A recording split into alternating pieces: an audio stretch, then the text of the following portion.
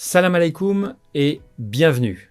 On est le 6 août 2026 et aujourd'hui, je vais vous parler d'un trésor. Un trésor endormi depuis 70 ans sous le sable du Sahara algérien et qui vient enfin de se réveiller.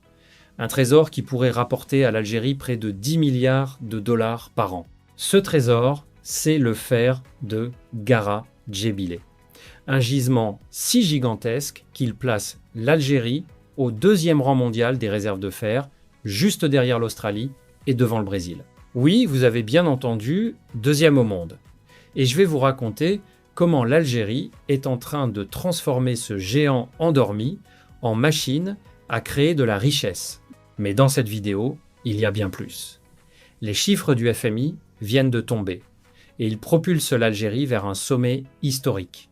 Nous verrons aussi les réserves de change du pays, ce fameux matelas de sécurité, qui dépasse les 70 milliards de dollars. Et enfin, la grande course de l'Algérie pour devenir une véritable puissance économique. 4 grands chapitres. D'abord, le géant de fer de Gara Djebile. Ensuite, le PIB, record annoncé par le FMI. Puis, les réserves de change et la solidité financière de l'Algérie. Et enfin, la course vers le sommet économique africain. Et restez jusqu'au bout, parce qu'en partie 2, je vais vous révéler le chiffre exact du FMI qui montre où se classe vraiment l'Algérie en Afrique. C'est parti.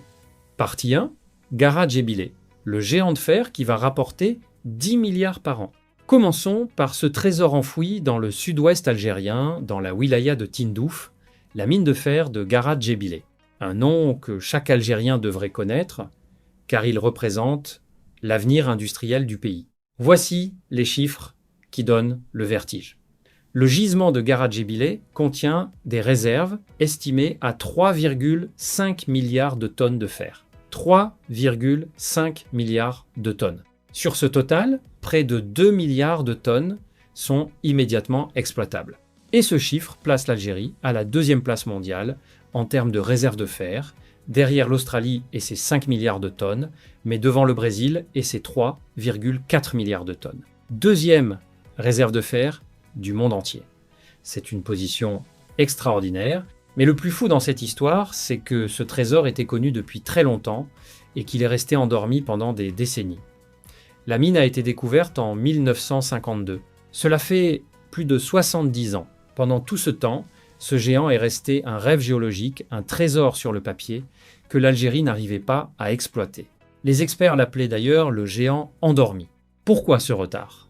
Pour 2 raisons principales. D'abord, un problème technique. Le fer de Gara Djebile a une teneur élevée, environ 60%, ce qui est excellent. Mais il contient aussi trop de phosphore, environ 1%, alors que la norme tolérée est de 0,03%. Ce phosphore rend l'acier cassant. Il fallait donc trouver le moyen de retirer ce phosphore, ce qu'on appelle la déphosphoration, un procédé complexe et coûteux. Ensuite, un problème logistique. La mine est située en plein désert, à des centaines de kilomètres de tout. Comment transporter des millions de tonnes de minerais à travers le Sahara ? Et c'est là que l'Algérie a accompli un exploit. Pour résoudre le problème du transport, le pays a construit une ligne ferroviaire minière géante de 950 km reliant Gara Djebile à Béchar. Et écoutez bien la performance, cette ligne, lancée fin 2023, a été achevée fin 2025 en moins de 24 mois.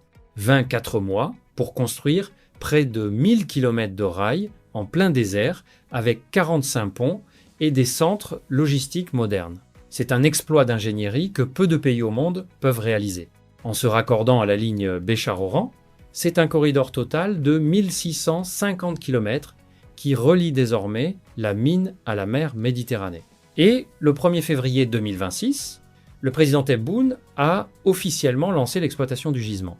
Le premier train de minerai est parti, symbolisant l'entrée de ce projet dans sa phase industrielle réelle. Le géant endormi s'est enfin réveillé. Maintenant, parlons des retombées, car elles sont colossales. Une fois pleinement opérationnelle, la mine devrait générer près de 10 milliards de dollars de revenus par an. 10 milliards de dollars annuels. La production, qui était de 500 000 tonnes en janvier 2026, doit atteindre 12 millions de tonnes par an en 2030 et à terme entre 40 et 50 millions de tonnes par an. Mais le bénéfice ne s'arrête pas aux revenus d'exportation. Il y a aussi les économies. Aujourd'hui, l'Algérie importe environ 10 millions de tonnes de minerai de fer par an pour alimenter son industrie sidérurgique. Grâce à Gara Djebile, le pays va pouvoir remplacer ses importations par sa propre production. Cela représente une économie d'environ 1,2 milliard de dollars par an. De l'argent qui restera en Algérie. Et rappelez-vous ce dont nous avons parlé récemment, le géant de l'acier Tosyali à Oran qui investit 2,5 milliards de dollars. Eh bien, tout est lié. Le fer de Gara Djebile va alimenter les complexes sidérurgiques comme Tosyali qui vont le transformer en acier, lequel servira à fabriquer les voitures algériennes, l'électroménager, les canalisations, vous voyez la chaîne complète, le minerai extrait dans le désert du Sud, transporté par rail jusqu'au nord, transformé en acier, puis en produit fini. Toute la valeur reste au pays, du début à la fin. C'est ça, la souveraineté industrielle. L'US Geological Survey, l'Institut géologique américain, une référence mondiale, considère désormais que l'Algérie s'impose comme un acteur mondial émergent sur le marché du fer et de l'acier. Quand les Américains eux-mêmes le reconnaissent, c'est que la transformation est réelle. Soyons toutefois honnêtes et lucides, comme toujours sur cette chaîne, le défi de la déphosphoration n'est pas encore totalement réglé. Des partenaires américains, indiens et chinois travaillent sur cette question, et atteindre les 50 millions de tonnes par an prendra des années avec des investissements continus. Ce n'est pas pour demain matin. Mais la direction est prise, l'infrastructure est là, et le train roule au sens propre. Gara Djebile n'est plus un rêve, c'est une réalité en marche. De ce trésor minier, passons maintenant aux grands équilibres de l'économie algérienne. Car les chiffres du Fonds monétaire international viennent de tomber, et ils confirment une ascension spectaculaire. C'est ce que je vais vous révéler maintenant. Partie 2, le PIB record, le chiffre du FMI qui change tout. Passons donc à ce que disent les grandes institutions financières mondiales sur l'Algérie. Et là, les nouvelles sont excellentes, car elles viennent d'une source qu'on ne peut pas soupçonner de complaisance. Le Fonds monétaire international, le FMI, voici le chiffre.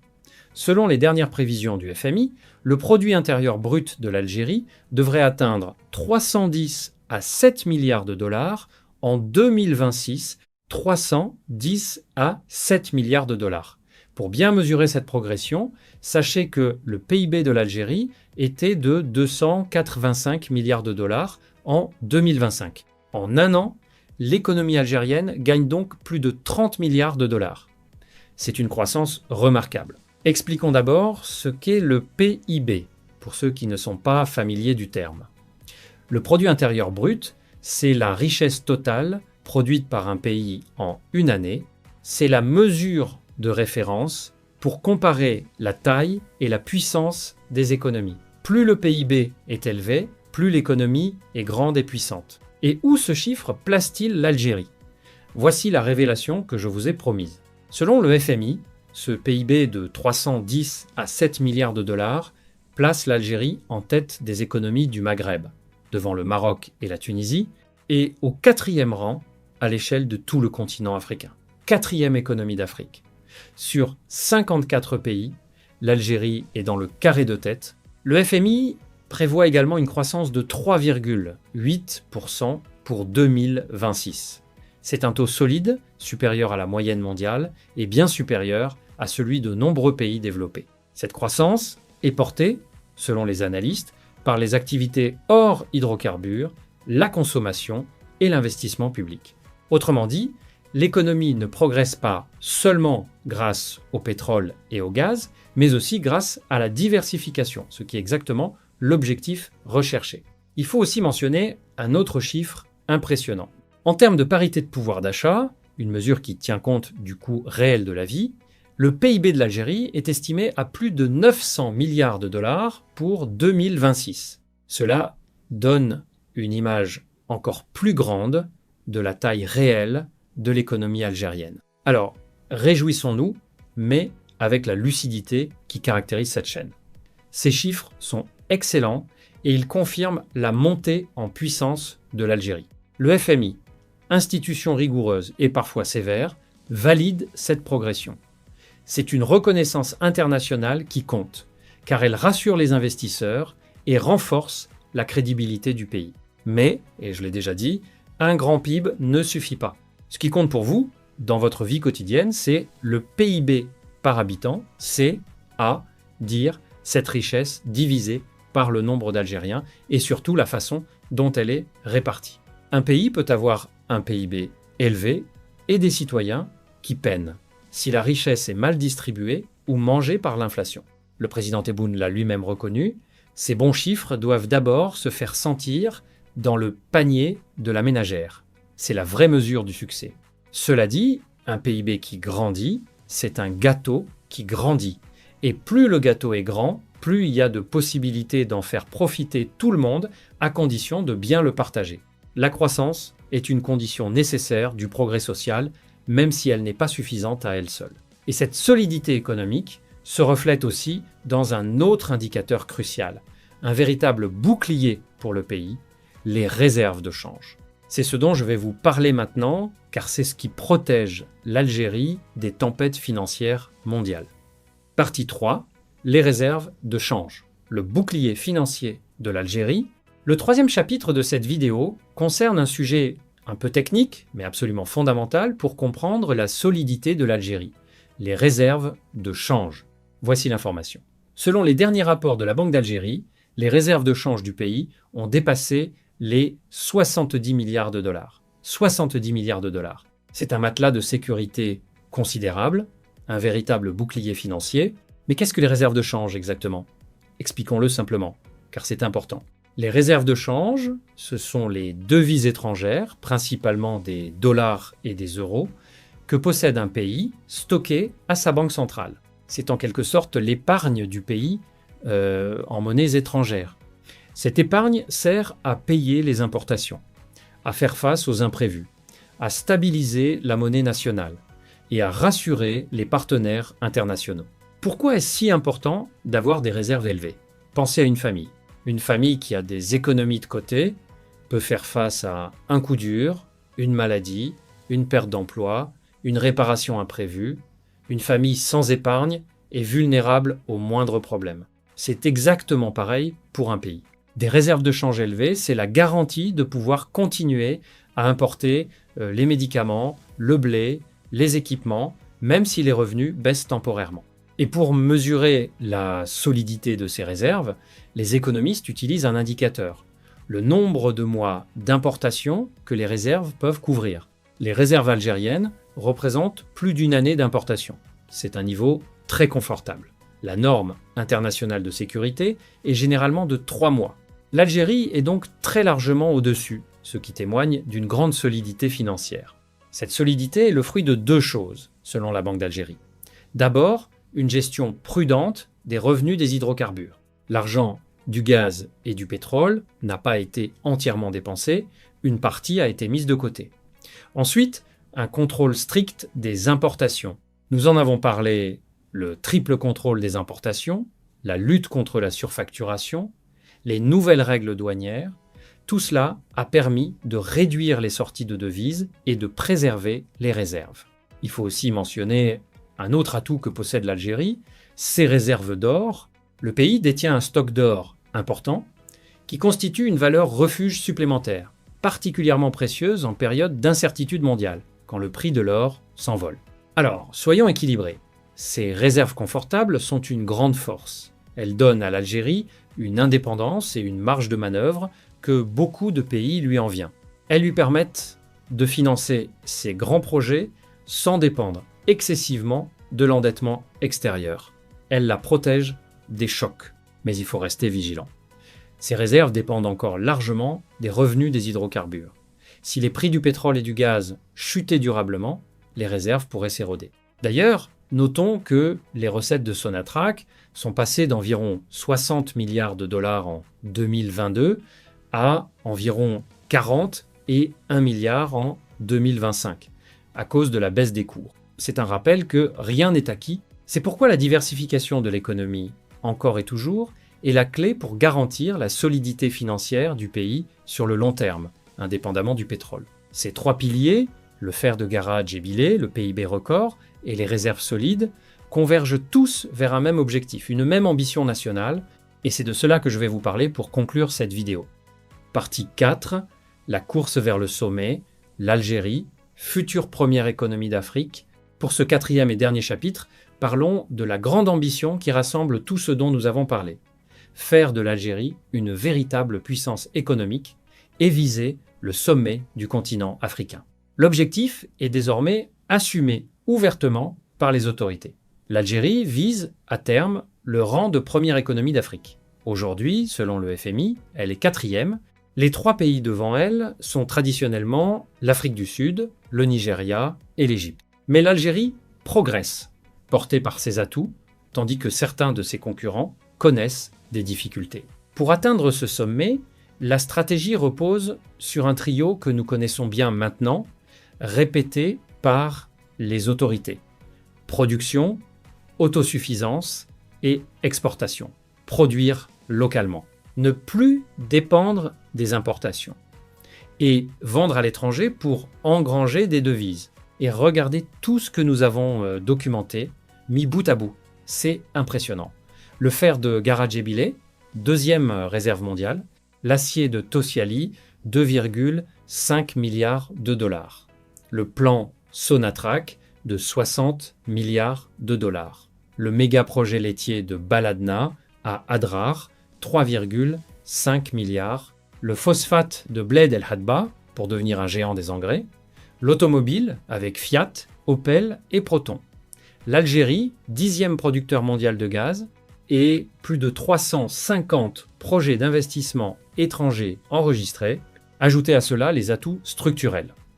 Une croissance industrielle donnée à 10 à 8% en 2025, un objectif d'exportation hors hydrocarbures porté à 15 milliards de dollars. Une autosuffisance électrique totale, avec même des exportations vers les voisins, une position géographique stratégique entre l'Europe et l'Afrique, l'adhésion à la zone de libre, échange continentale africaine, qui ouvre un marché d'1,4 milliard de consommateurs et un marché intérieur de 47 millions d'habitants.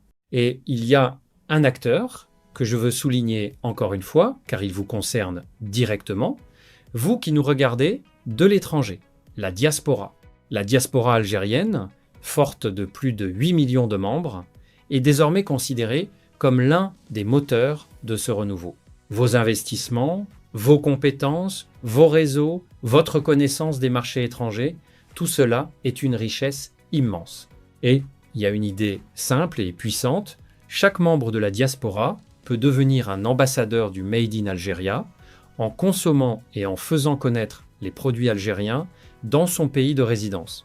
En promouvant le produit algérien à l'étranger, vous créez une demande mondiale et vous ouvrez les portes des marchés internationaux à nos entreprises. C'est un rôle magnifique que vous pouvez jouer.